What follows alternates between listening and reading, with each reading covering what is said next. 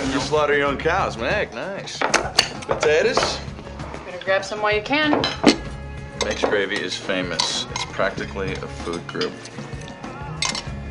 Hey, what's up guys? Welcome back to Binging with Babish, where this week I'm delighted to be taking a look at the steak, eggs, and gravy from my first PG-13 movie, Twister, particularly Meg's famous gravy, for which we're going to need a pretty epic beef stock, so I've got about 3 pounds of oxtails here, which are loaded with delicious meat and marrow and connective tissue. I'm also going to add a large Spanish onion roughly chopped into pieces, a few ribs of celery, ain't a stew without celery, and a couple carrots roughly chopped, not even peeled. We're tossing all those in a bowl, hitting them with a little kosher salt, 3 to 4 tablespoons of tomato paste, which is both going to deepen flavor and color, and a drop of vegetable oil. We're tossing everybody together until everybody is well coated in the tomato paste, and then we're dumping everybody out onto a rimmed baking sheet so we can roast them off in a 425-degree Fahrenheit oven for anywhere from 30 minutes to 1 hour. We want everybody to have picked up some nice color and to smell the way you imagine Nick Offerman smells. Just marvelously meaty. Now, you could simmer this on the stovetop to make stock, but I'm going to expedite the process in a pressure cooker along with some fresh herbs, parsley and thyme, and a whole head's worth of garlic the cloves cut in half. Then I'm pouring some boiling water on our roasting pan, scraping up all the good stuff off the bottom of the pan so we don't waste any of that delicious flavor, and topping the whole thing up with water. Then we're cooking this guy under high pressure for 2 hours, which is going to extract as much flavor as possible from our ingredients and make your kitchen smell the way you imagine Nick Offerman's house would smell if he invited Steven Ranella and the Brawny Man over for dinner. Strain that out into a large stock pot, make sure that you have extracted all the beefy juices from the solids, and then we're going to defat this thing, which you can either do with a ladle like this, or you can fridge it overnight and scoop off the hardened fat with a spoon. Once defatted, I'm going to place this over medium heat, bring it to a simmer, and reduce it by about 50%, almost like we're making a demi-glace. We're going to know we've done our job correctly if we fridge the resultant broth, and it looks like this,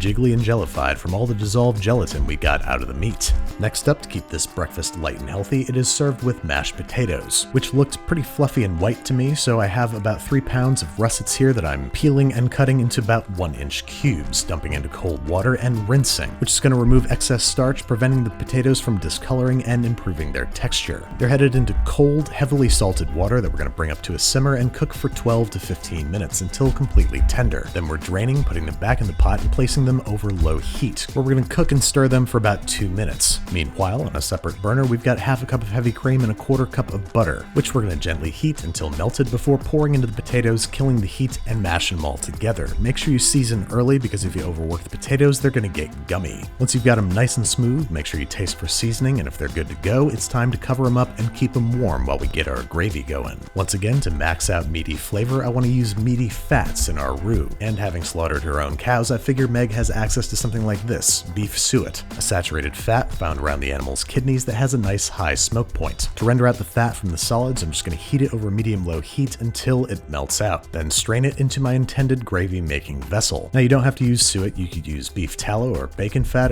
Why don't we add some bacon fat? This gravy is, after all, supposed to be like its own food group. In a separate pan, I'm just melting the stock so that it is ladleable, then I'm heating the fat over medium heat until shimmering, and then adding an equal amount of all-purpose flour, about 4 tablespoons worth. Whisking and cooking that for about 3 minutes until it's nice and blonde, and then slowly ladling in the hot stock. Whisking constantly and making sure that it's fully incorporated before adding another ladleful, which is going to help prevent us ending up with a lumpy gravy. Once we've added about 4 cups of stock, we're going to cook this guy for maybe 10 minutes until it's nice and thick. Season generously with kosher salt and freshly ground pepper, and then to both darken the color and deepen the flavor, I'm going to add something that I think my mom would have added, a little splash of Gravy Master, a caramelized sugar and spice mixture that takes this gravy from homemade to down home. Mix everybody together, cook it a little longer if you want it a little thicker, and as always, give it a taste, not just for seasoning, but because you can really eat this stuff by the spoonful. Next and last, we are contending with our steak and eggs. I have a ribeye here, which I'm going to blast with heat in a cast iron pan until we get a lovely crust on both sides. Then once the crust is formed, we're going to lower the heat so we can finish cooking the steak through, and this is when we add our eggs, which were inexplicably added to the pan when the steak was still raw in the movie. I assume this was just a food styling oversight. We're taking the steak off before the eggs finish cooking so it has an opportunity to rest for a little bit, removing the eggs once they've reached a state of sunny side up doneness, and plating with a proud pillowy pile of potatoes, which we are of course going to make into our very own active gravy volcano.